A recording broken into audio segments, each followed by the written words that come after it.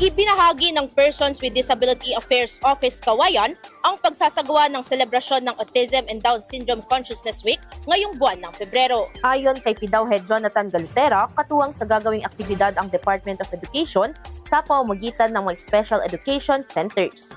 Bukod dito, ibinahagi rin niya na may pondong inilaan ang Kawayan City Government para sa therapy ng mga mamamayang may autism at Down syndrome. As well as ang City Government ay may pondo po na nakalaan para sa autism and Down syndrome natin. Ito para sa kanilang therapy po.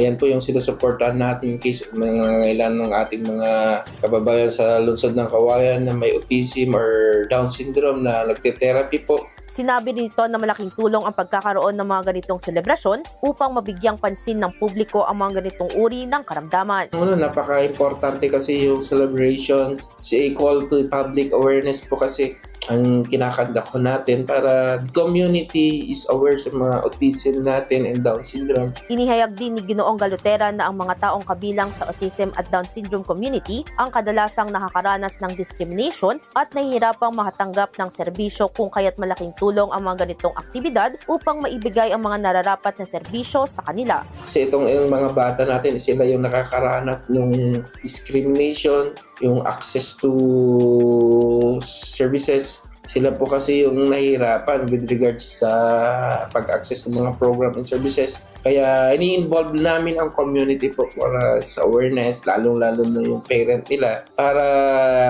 to empower yung sector po nila. Ito ang naging pahayag ni Ginoong Jonathan Galutera.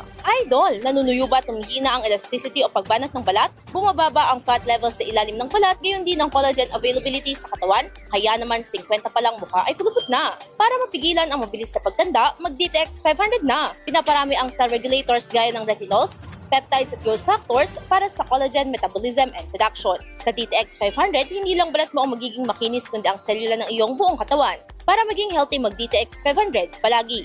Para sa IFM News, ako si Idol Sena Marie Actang, Idol! IFM News.